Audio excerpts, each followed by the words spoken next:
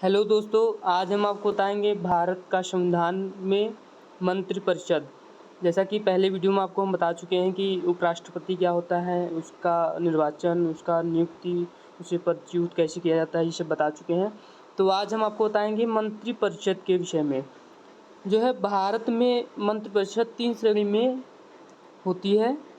पहला है कैबिनेट स्तर का मंत्री, और दूसरा है राज्य मंत्री, तीसरा है उप मंत्री। जो कैबिनेट मंत्री होता है वह अपने विभागों का अध्यक्ष होता है, और सभी कैबिनेट मंत्री जो हैं वह मंत्रिपरिषद के सदस्य होते हैं। लेकिन कुछ मंत्री जो हैं प्रमुख होते हैं, जो वह मंत्रिमंडल के सदस्य होते हैं। और जो है मंत्रिमंडल जो है वह मंत्रिपरिषद की एक छोटी इकाई होती है।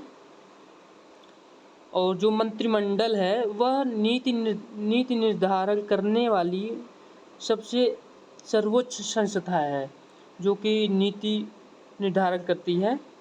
और अनुच्छेद 74 जो है वह आपका बताता है मंत्री राष्ट्रपति को सहायता और सलाह देने के लिए एक मंत्रिपरिषद होगी। अनुच्छेद 74(1) जो है वह कहता है कि राष्ट्रपति को सहायता और सलाह देने के लिए मंत्रिपरिषद होगी, जिसका प्रधानमंत्री होगा। और राष्ट्रपति अपने कृत्यों का निर्वहन, जो राष्ट्रपति है वह अपने कार्यों का जो निर्वहन करेगी, उसमें मंत्रिपरिषद की सलाह लेगी, उसके अनुसार कार्य करेगी। अनुच्छेद 74(2) इस प्रश्न की किसी न्यायालय में जांच नहीं की जाएगी कि क्या मंत्रियों ने राष्ट्रपति को क्या सलाह दिया, क्या नहीं दी है। अर्थात जो राष्ट्रपति को मंत्रिपरिषद जो है सलाह देगी, वह यह किसी भी न्यायालय में जांच नहीं की जाएगी कि कोई भी रीट फाइल कर दें कि पता करें कि राष्ट्रपति को मंत्रिपरिषद ने मंत्रियों ने क्या बात कही, क्या विचार दिए हैं। यह सब कहीं पे जांच नहीं होगी।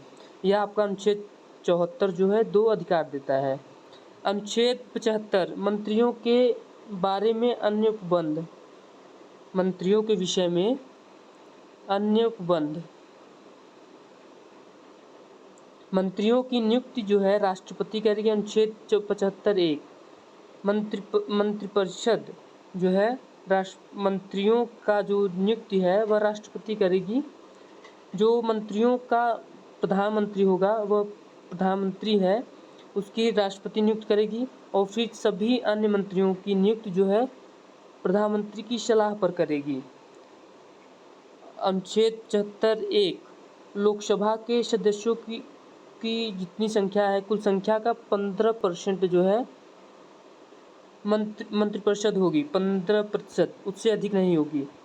और यह जो अनुच्छेद 75(1) का है और 75(1) ख, यह जो है आपका 91वें संविधान संशोधन जो 2003 से आई है।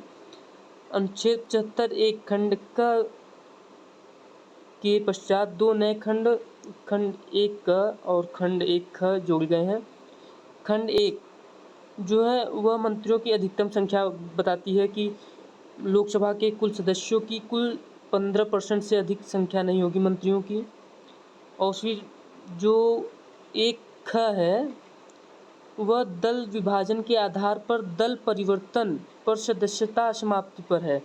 नया खंड जो 1 ख है वह कहता है कि सभी मंत्रिपरिषद की जो सदस्य हैं लोकसभा के या फिर राज्यसभा के, उनके सदस्यों का 1/3 दल विभाजन करके दल बदल लेते हैं, तो उनकी सदस्यता समाप्त हो जाएगी। अगर 1/3 सदस्य जो हैं अगर वह अपना पार्टी जो है चेंज कर देते हैं, तो उनकी सदस्यता समाप्त हो जाएगी।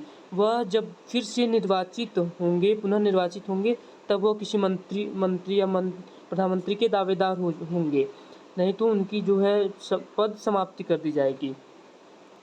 और फिर अनुच्छेद 75(2) मंत्री राष्ट्रपति के प्रसाद पर्यंत अपने पद धारण करेंगे। अर्थात जो मंत्री हैं वह राष्ट्रपति के आदेशानुसार ही अपने पद को धारण करेंगे। अनुच्छेद 74(3) मंत्रिपरिषद लोकसभा के प्रति सामूहिक रूप से उत्तरदायी होगा। जो मंत्रिपरिषद है वह लोकसभा के प्रति पूर्ण रूप से उत्तरदायी है। जो सभी मंत्री हैं वो अपने अपने विभाग के अध्यक्ष हैं, तो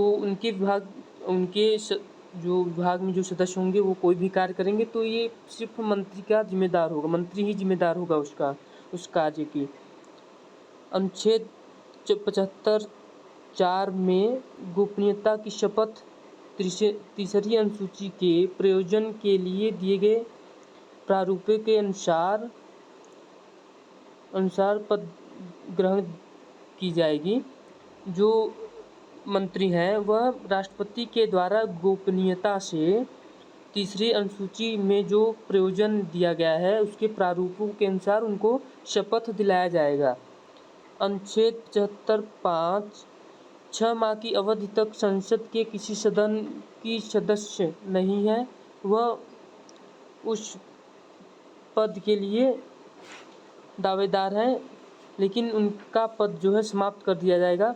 अगर कोई भी जो व्यक्ति है वह किसी मंत्री का दावेदार है तो वह 6 माह तक मंत्री बना रह सकता है। लेकिन अगर जब 6 माह की अवधि के पहले वह किसी पद को धारण नहीं करता, किसी सदन में सदस्य नहीं बन जाता, तब उसके 6 माह की अवधि जैसे ही समाप्त होगी वह उसका पद समाप्त हो जाएगा। वह मंत्री प्रधानमंत्री बन सकता है अगर वह 6 माह के पहले सदन में किसी भी सदस्य हो जाए। अनुच्छेद 75(6) वेतन भत्तों को दूसरी अनुसूची में विनिर्दिष्ट दिए हैं वही रहेंगे। अर्थात जो वेतन भत्ता है मंत्रियों का वह संसद के संशोधनों द्वारा अगर बदल दिया जाता है तो उनको जो बदला जाएगा उस अनुसार वेतन भत्ता दिया जाएगा। अगर नहीं बदला जा रहा है तो जो संविधान की दूसरी अनुसूची में दिया गया है कि इतना ही इन मंत्रियों का वेतन भत्ता होगा तो उन्हें उतना ही वेतन भत्ता मिलेगा।